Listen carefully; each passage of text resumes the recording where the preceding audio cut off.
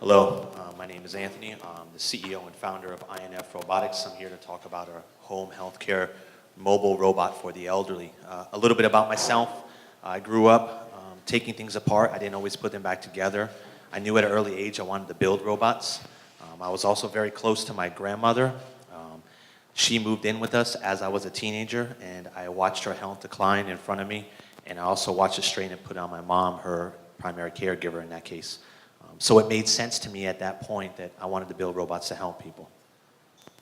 Okay. A little bit about our team. Myself, I have over 10 years of experience building robots. My VP, Bob, he has over 35 years of experience in business, working with Fortune 5 companies and his own entrepreneur venture as well. My Chief Technology Officer, Jerry, he actually has 40 years of experience in engineering and production. That production element is very key because I'm going to tie back into that later. Scott Spitzer, a very key advisor on law and entrepreneurial efforts as well for us. And Dr. Guccione has been our gerontologist who also has connections within the VA, which I'm going to touch on. Okay, a little bit about our market. So we have this large market of elder that are turning age 65. 10,000 are reaching that age each day. That's going to happen for 19 years. There's currently 41 million of them. Okay, that's a large sustainable market. Now, when we designed this robot, we designed it from the ground up. As we were doing our research and development, we realized this robot could serve the needs of other individuals, such as individuals with disabilities, PWD, people with disabilities. We can tailor it to their needs. That's key. Another market that we identified was the Veterans Affairs, wounded warriors coming home. We can tailor it to their needs as well. Our solution has to be easy to use because the segment of the population that we're dealing with, elderly, did not grow up with computers like most of us did. Has to be easy to use, also has to present itself in a friendly manner because you're dealing with individuals who are on the verge of diseases such as dementia, so it can't be threatening, large, and scary. Has to be safe. There are other research and development efforts out there where the robot weighs 400 pounds and it blocks the doorway if it malfunctions. Affordable is key. Again, we're dealing with segment of population. Right now, we don't publicly release the actual price, but it will be available for under $5,000, and that's even before reimbursement, and we have made some progress on that end. Finally, scalable. Going back to my CTO having experience in production, we've designed this to be modular, so you can think about it like a box where we can add other boxes on. We can quickly scale once we get to production, which is key because all the numbers I've shown you are just for here in the US, and I haven't even touched on international numbers. So what can this robot do? We call it Rudy the robot. It can provide telecommunication features to the doctor or caregiver from the safety and security of their own home. It can navigate the user space autonomously. It can provide medication reminders, and it also can dial out for help in the event of an emergency. Tying back into the case of my grandmother, she lived alone, she fell down, nobody discovered her for 2 days. Had this robot been around, that wouldn't have happened. She probably would have still been living independent. As most elderly want to, 9 out of 10 want to age in place. Next slide. So where are we right now? We have this mobile robot that's scalable. Okay? We have designed 2 engineering prototypes. We are 2 years away from market.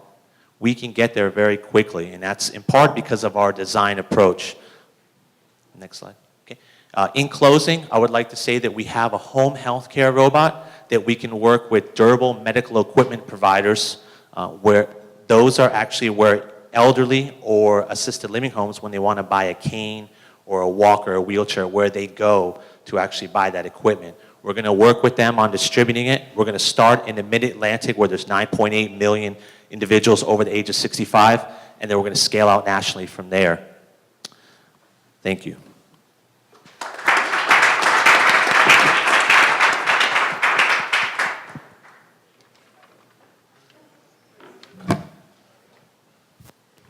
Just curious how this compares. To just putting something around your neck. Okay, so that's just one feature. So you're talking about the pull button or push button on their neck. Okay, what we've seen and what we've seen also through our research is they forget to put that on. With a mobile platform, it can recognize a situation where an elder has maybe fallen, can call out for help, or cannot call out for help. And it can actually then dial out to the appropriate number. So in their home, it could dial out to an emergency services. How much does Rudy cost? Are there different options that are available? Yeah, there are different options, and we have different modules that we're already in talks with Veterans Affairs. We've actually made some very good progress with them. We went and we found a director who's actually responsible for choosing technology that's offered to wounded warriors. We laid out all our technology from him, in front of him, and our approach, and he bought in and validated it all. So that's a very exciting time for us. Why didn't you bring Rudy with you? I was told that, I didn't have time for a video or a demonstration. But to give you an idea of his size, he's about the size of a 10-year-old, moves about on wheels. And he has a very specific form factor that's very key, again, because of that factor of these elderly on the verge of dementia. But I'm sorry, I know the Veteran Affairs are interested in it, but is there an actual cost you can give us or an estimate? Oh, yes, it's under $5,000. Yeah, under $5,000. We're releasing publicly.